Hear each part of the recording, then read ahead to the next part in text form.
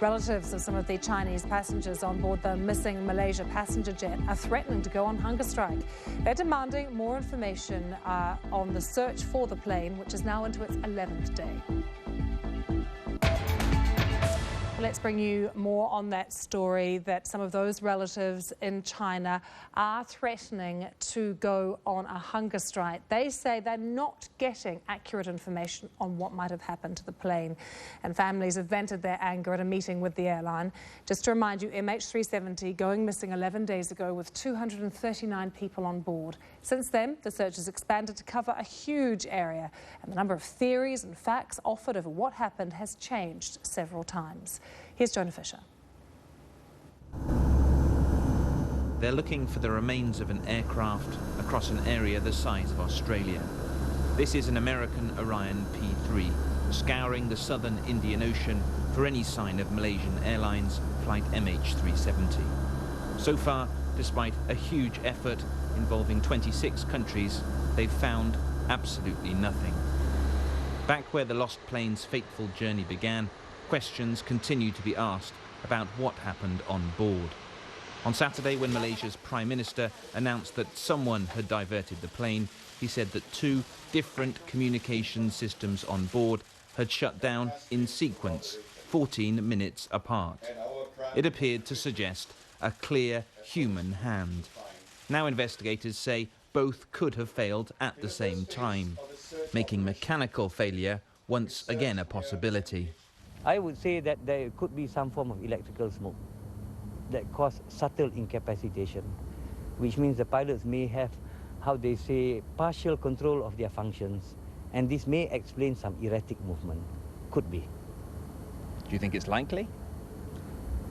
Well, at this stage, given the information that we are receiving, anything can happen.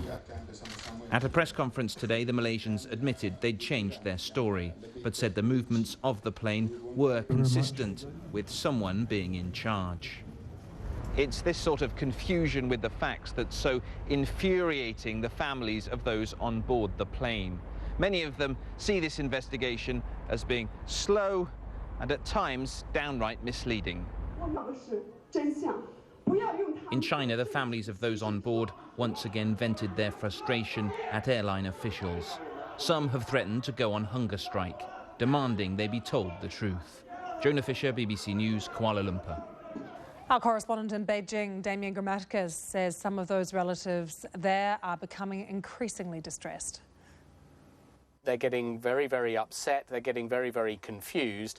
And that's where we saw these calls from a couple of the passengers saying we're prepared to go on hunger strike. Nothing has come of that, but it is a sign of how difficult they are finding this whole process. It's not, of course, though, just the Chinese passengers. There were, as you're saying, 150 odd of them. There were others too, including amongst them one American national. Philip Wood was his name. Now, we've just been speaking to his partner here. She lives in Beijing too. Sarah Bajak is her name. And she believes that because of those indications that somebody was in control of the aeroplane, that it has landed somewhere, and that Philip Wood will be found. This is what she said. I believe that Philip is still alive. I feel his presence still. I don't believe he's dead. I hope that he comes back. I'm planning on him coming back. I can't control that at this point, except with as much wishing and hoping and praying as I can possibly do, and mustering those same positive energies of other people all around the world. I do think there is substance to people all pushing their energy in one direction positively. And those hopes, I think, are shared by all of those families. And the news too today that China is now using satellites to scour its own territory where this plane may have gone, gives them something else, I think, just to cling on to. Damien Grammaticus there in Beijing.